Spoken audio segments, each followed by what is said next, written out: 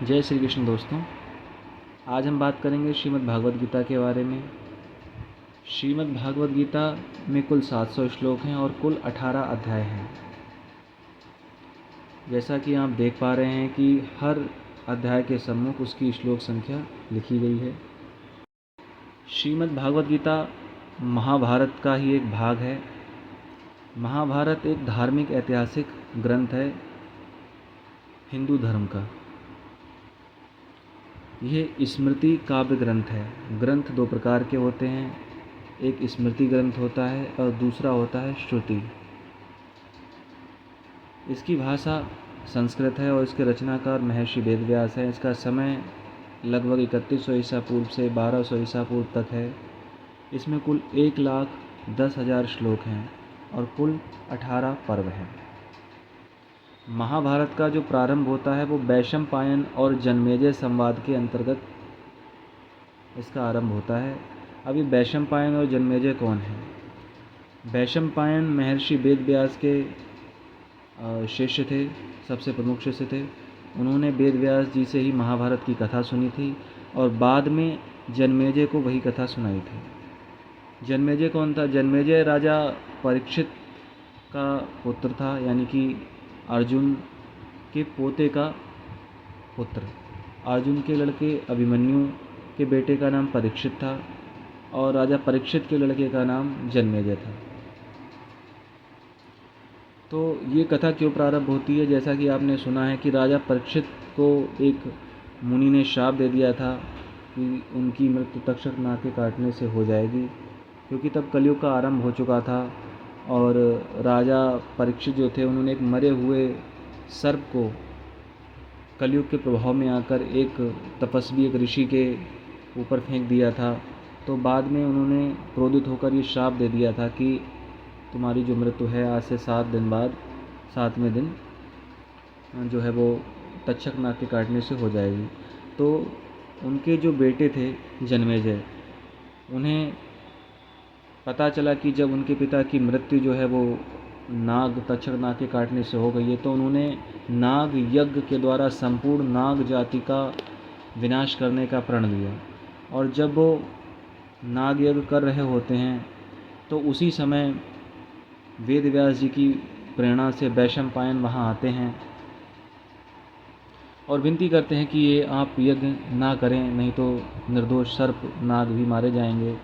तो वहाँ पे जन्मेजय उनसे संवाद करते हैं और जानना चाहते हैं कि उनके पूर्वजों ने और भगवान श्री कृष्ण ने क्या किया। तो उस संवाद के अंतर्गत ये महाभारत की कथा प्रारंभ होती है, यानी कि वैशंपायन जो है वो जन्मेजय को महाभारत की कथा सुनाते हैं। उसके अंतर्गत जो धृतराष्ट्र और संजय का संवाद है भीष्म पर्व के अंतर्गत आता है। उसमें श्री कृष्ण अर्जुन संवाद जो है वहाँ से भगवत गीता हमारी आरंभ होती है। भगवत गीता का प्रारंभ वहाँ से होता है। तो महाभारत के बारे में हमने जाना। महाभारत में कुल 18 पर्व हैं। आदि पर्व है, सभा पर्व है, इसके पश्चात अरण्यक पर्व है, विराट पर्व है, उद्योग पर्व है और उद्योग पर्व के बाद आता है भीष्म पर्व। तो भीष्म पर्व में जो 13वें अध्याय से लेकर 42वें अध्याय तक धृतराष्ट्र संजय का संवाद है, वहाँ से हमारी भगवद गीता आरंभ होती है। भीष्म पर्व के बाद द्रोण पर्व है, कर्ण पर्व है, शल्य पर्व, सौप्तिक, स्त्री पर्व, शांति पर्व, अनुशासन पर्व, अश्वमेधिका पर्व है, आश्रम में वासिका पर्व है, मौसूल पर्व है, महाप्रस्थानिक पर्व है और फिर स्वर्गारोहण पर्व है। तो ये कुछ बेसिक बातें हमने श्रीमद् भगवद गीता के बारे में जानी। श्रीमद् भगवद गीता का अर्थ होता है श्री भगवान के द्वारा गाई गई। चूँकि ये काव्य रूप में है, महाकाव्य है, इसीलिए इसे श्रीमद् भगवद गीता कहते हैं। भगवान श्री कृष्ण के द्वारा कुरुक्षेत्र की भूमि में अर्जुन को सुनाई गई थी और जब पितामह भीष्म सैया पर लेट गए थे बाणों की, तो 10 दिन बाद जो संजय थे वो महाभारत के युद्ध से वापस हस्तिनापुर आते हैं और जब धृतराष्ट्र उनसे पूछते हैं कि धर्म क्षेत्र कुरुक्षेत्र में युद्ध की इच्छा से इकट्ठे हुए मेरे और पांडवों के पुत्रों ने क्या किया, तब वो 10 दिन के वृतांत को, जिसमें भगवद गीता भी सम्मिलित है, वो संजय उनको सुनाते हैं धृतराष्ट्र को। जबकि हमने धारावाहिक में ये देखा है कि संजय को दिव्य दृष्टि मिली हुई है और वो वर्तमान काल में ये सब कुछ सुना रहे हैं, लेकिन ऐसा नहीं था। 10 दिन का जो वृतांत था जिसमें पितामह भीष्म का युद्ध करना और बाणों की शैया पर लेट जाना, वहाँ तक की पूरी कथा वो उन्हें अपनी स्मृति के आधार पर सुनाते हैं संजय धृतराष्ट्र को। उसके आगे की जो महाभारत की कथा होती है उसे संजय फिर दिव्य दृष्टि के माध्यम से बताते हैं, लेकिन श्रीमद् भगवद गीता उनकी स्मृति पर आधारित है, जो उनके साथ 10 दिनों में उन्होंने देखा था। महर्षि वेद व्यास जी ने जब ये महाभारत का युद्ध आरंभ होने वाला था तो धृतराष्ट्र जी से कहा था कि मैं आपको दिव्य दृष्टि दिए देता हूँ और आप ये पूरा युद्ध यहीं बैठे बैठे देख सकेंगे। तो धृतराष्ट्र ने मना कर दिया था। उन्होंने कहा था मैं अपना कुल का विनाश होते हुए नहीं देखूँगा।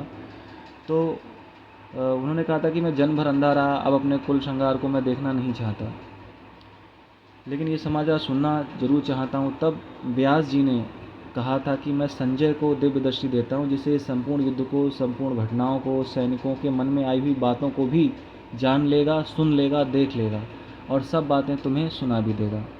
ऐसा कहकर व्यास जी ने संजय को दिव्य दृष्टि प्रदान की थी। निश्चित समय के अनुसार कुरुक्षेत्र में युद्ध का आरंभ हुआ। 10 दिन तक संजय युद्ध स्थल में रहे। जब पितामह भीष्म बाणों के द्वारा रथ से गिरा दिए गए, तब संजय हस्तिनापुर, जहाँ धृतराष्ट्र विराजमान थे, आकर धृतराष्ट्र को यह समाचार सुनाया।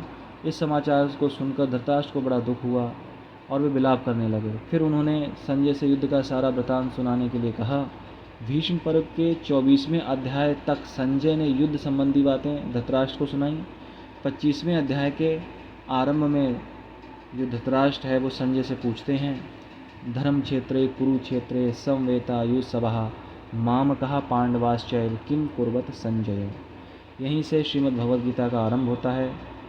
इस श्लोक के बारे में हम अगली वीडियो में चर्चा करेंगे। ऐसे करके सारे जितने भी श्रीमद् भगवद गीता के श्लोक हैं चैप्टर वाइज, उनका एक एक करके वर्णन करेंगे, व्याख्या करेंगे और समझने का प्रयास करेंगे कि उसका मूल अर्थ क्या है, भावार्थ क्या है और वो संवाद क्यों, किसके द्वारा, किस परिस्थिति में कहा गया।